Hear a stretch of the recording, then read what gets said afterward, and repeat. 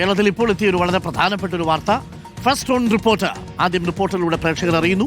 KAAPA case പ്രതിയായി ജയിലിൽ കഴിയുന്ന Thiruvananthapuram corporation councillor R സുജിതിന് അവധി അപേക്ഷയിൽ അനുകൂല തീരുമാനമെടുത്ത തദ്ദേശ സ്വയംഭരണ വകുപ്പ് അണ്ടർ സെക്രട്ടറിയുടെ ചിത്ര അരുണിമയുടെ വിവാദക്കുറിപ്പ് സർക്കാർ റദ്ദാക്കി.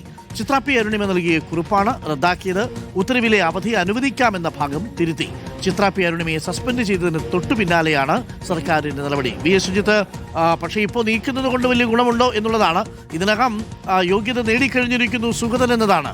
പക്ഷേ അപ്പോഴും ഈ ചിത്രയുടെ ചേർത്ത അൺഒഫീഷ്യൽ എന്ന മട്ടിൽ ചേർത്ത ആ ഭാഗമാണോ ഇപ്പോൾ നീക്കിയിരിക്കുന്നത്? ഡോക്ടർ അനിൽകുമാർ, തീർച്ചയായിട്ടും സർക്കാരിന് അവമതിപ്പുണ്ടാക്കി ചിത്ര പി അരുണിമയുടെ കുറിപ്പ് സർക്കാരിന് അവമതിപ്പുണ്ടാക്കി എന്ന് പറഞ്ഞാണ് ചിത്ര പി അരുണിമയെ സസ്പെൻഡ് ചെയ്തത്. ആ അവമതിപ്പുണ്ടാക്കിയ കുറിപ്പ് സർക്കാർ തിരുത്തുന്നു എന്നുള്ളതാണ്.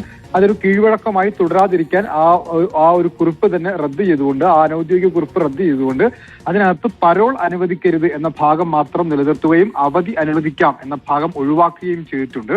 ചിത്ര പി അരുണിമയെ സസ്പെൻഡ് ചെയ്യുമ്പോൾ സർക്കാർ പറഞ്ഞത് ചിത്ര പി അരുണിമ വകുപ്പ് സെക്രട്ടറിയുടെ നിർദ്ദേശത്തെ മറികടന്നുകൊണ്ട് ഒരു അനൌദ്യോഗിക കുറിപ്പ് മന്ത്രി അറിയാതെ കൊടുക്കുകയും ആ കുറിപ്പ് സർക്കാരിനും അതുപോലെ തന്നെ വകുപ്പിനും അവമതിപ്പുണ്ടാക്കി പ്രതിച്ഛായക്ക് കോട്ടം സംഭവിച്ചു എന്നുള്ളതാണ്. അപ്പൊ സർക്കാർ പ്രതിച്ഛായ വീണ്ടെടുക്കുന്നതിന്റെ ഭാഗമായിട്ടാണ് ചിത്ര പി അരുണിമയെ സസ്പെൻഡ് ചെയ്യുകയും ഇപ്പോൾ അവരുടെ ആ കുറിപ്പ് റദ്ദ് ചെയ്യുകയും ചെയ്തിട്ടുള്ളത്. Okay, thank you. V S രഞ്ജിത്താണ് വിവരങ്ങൾ നൽകിയത്. ചിത്ര പി അരുണിമയുടെ ആ അനൌദ്യോഗിക കുറിപ്പ്, ഔദ്യോഗികമായി രേഖപ്പെടുത്തിയ അനൌദ്യോഗിക കുറിപ്പ് ഇപ്പോൾ സർക്കാർ റദ്ദാക്കിയിരിക്കുന്നു.